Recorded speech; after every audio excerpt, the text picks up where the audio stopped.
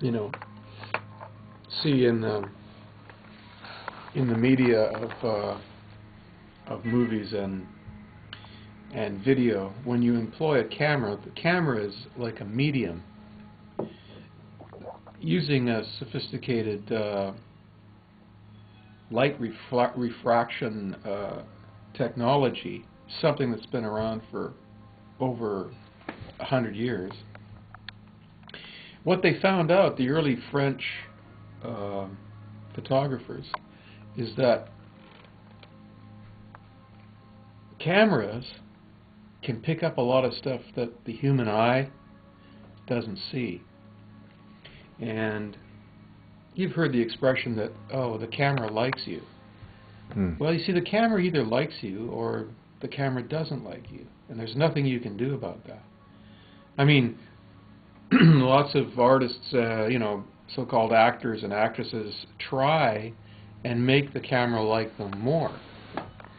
But either the camera likes you or the camera doesn't like you, and people who are in this technology, they pick up on that. So when you're shooting a lot of scenes one after the other, you'll find after you go back over it, certain scenes stand out, and people, particularly people, will stand out as being more sincere or as directing some sort of energy towards the camera that the camera likes. It's got nothing to do with the director.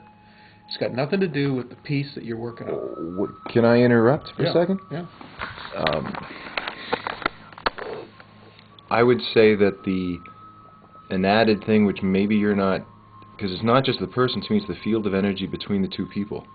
So if I'm listening to you and I'm receptive and I'm not, you know, having my thoughts go somewhere else, and I'm truly listening to you, I'm creating a field of energy where you are speaking into it. And if we have a good rapport, a lot of good information will come out of you. And if there's another third person here and they're in the same boat, but if they're screaming for the camera, if they're screaming for attention, if they're waiting to go in, if they're interrupting, you can't get into your flow, the field of energy is fractured, nothing comes out.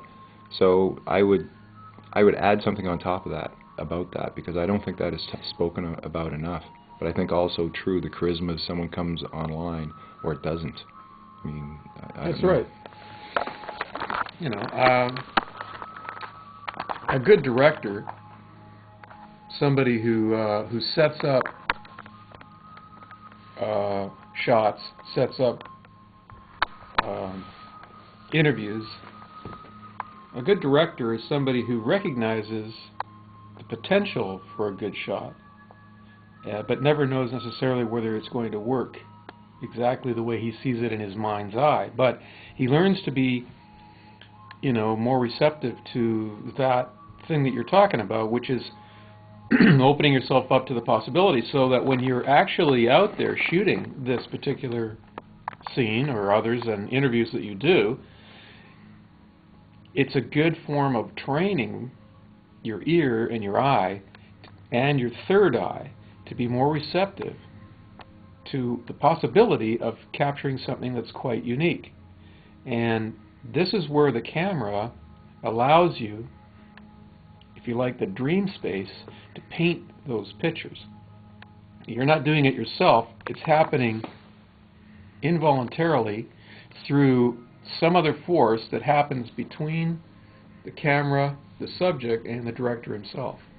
But it all goes into the mix, and eventually, when you get out of it, it can be quite compelling, or maybe it doesn't work. But you learn through successive number of these types of interviews and other things that you do in this business, that really having a third eye or a third ear, if you like, and being open to setting up the paradigm, I'll call it, of dream space is invaluable. And that's what I got to say about that.